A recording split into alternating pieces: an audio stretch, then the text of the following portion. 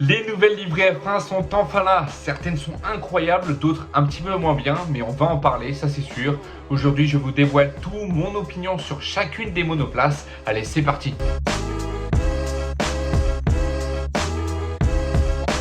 Pour débuter ce top et flop, on peut parler de McLaren et Red Bull. Ces deux écuries championnes du monde, que ce soit constructeurs ou pilotes, ont décidé de garder la même livrée que l'année dernière. Je trouve ça un petit peu bête pour une première cérémonie où toutes les livrées sont révélées ensemble. Ils auraient pu, avant la nouvelle réglementation, s'offrir un peu de plaisir sur cette nouvelle livrée et faire plaisir aussi à leurs supporters. Malheureusement, ce n'est pas le cas, donc on aura la même monoplace que 2024. Donc juste pour le fait qu'il n'y ait pas de nouveauté, j'ai accordé la note de 10 sur 20. De son côté, Aston Martin a un peu fait la même chose que McLaren et Red Bull. Ils ont juste changé quelque chose au niveau des pontons, surtout avec le petit côté noir où avant c'était la couleur verte Aston Martin. Personnellement, j'ai jamais été trop fan par ce vert Aston Martin. J'aime beaucoup la marque, mais cette couleur-là, je n'apprécie pas forcément. Donc, je leur ai mis la note de 11 sur 20. Ils ont fait un petit changement, ils ont fait au moins l'effort de changer quelque chose. Donc, pour ça, j'ai rajouté un point par rapport à McLaren et Red Bull. Maintenant, passons à l'écurie française, si on peut dire ça comme ça. Elle a fait des changements sur sa monoplace, certes,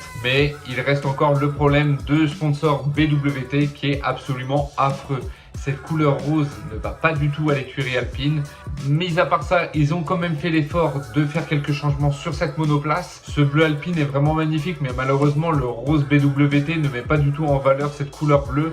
Donc, ils ont fait des efforts sur la livrée, ça c'est sûr. Mais malheureusement, comme chaque année, elle pourrait être plus belle sans ce WT, mais c'est pas le cas. Donc, je leur accorde quand même la note de 12 sur 20. Ensuite, la nouvelle livrée Sauber est quand même plus belle que l'année dernière. En même temps, c'était pas compliqué de faire pire que l'année dernière, elle était vraiment horrible. Cette année, pour leur dernière année avant l'arrivée d'Audi en 2026, ils ont opté pour un dégradé entre le vert et le noir, comme l'année dernière, mais un peu mieux réalisé. Pas de quoi être une livrée extraordinaire, mais elle est quand même mieux que l'année dernière. Il faut remarquer aussi l'effort de l'écurie pour cette nouvelle livrée. Donc, je leur ai mis la note de 13 sur 20. Passons maintenant à Mercedes. Alors, il y a quelques petits changements par rapport à l'année dernière sur la monoplace. Le devant reste le même, l'aileron aussi reste pareil. La nouvelle Mercedes est magnifique, ça c'est sûr, mais je trouve pas qu'il y a d'originalité dans cette nouvelle monoplace.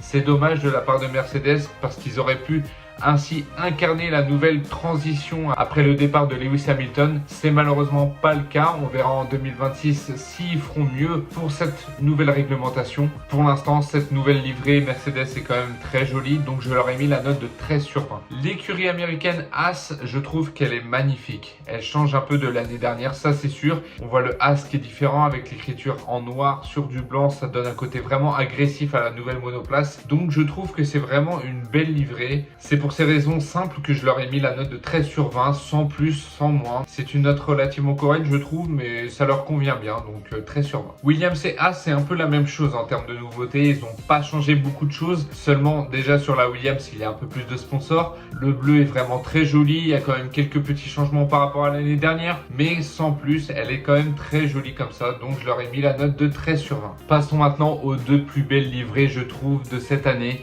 La première, c'est Ferrari. Elle est absolument magnifique, ce rouge un peu plus féroce que l'année dernière est vraiment sublime, surtout pour l'arrivée de Lewis Hamilton et probablement l'avènement de Charles Leclerc cette année. Il y a bien sûr cette nouveauté avec la bande blanche arrière avec le logo HP, le sponsor titre de la Scuderia Ferrari. Mis à part ça, elle annonce quand même beaucoup de choses pour la saison prochaine.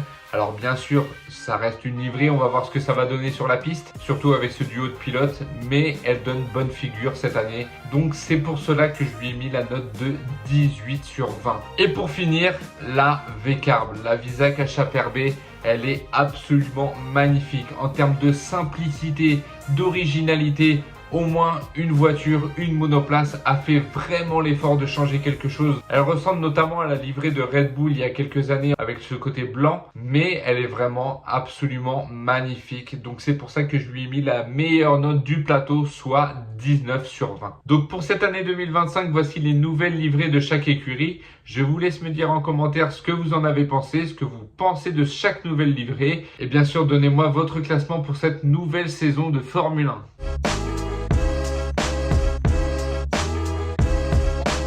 Passons maintenant au moment marquant de cette cérémonie. Alors tout d'abord, je voudrais parler de Max Verstappen. Alors bien sûr que 2021 a pu entacher les avis des uns et des autres sur les performances de Max Verstappen. Pour autant, il faut quand même respecter le pilote et la personne. Il a quand même 4 titres de champion du monde et ce, bien mérités. Je suis pas venu ici pour souffrir, ok?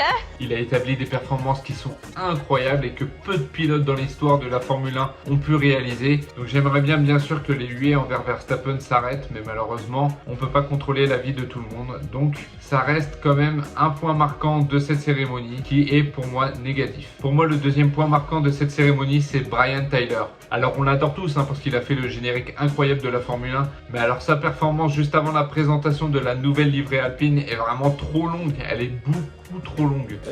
Et comme je dis toujours, quand c'est long, c'est trop long.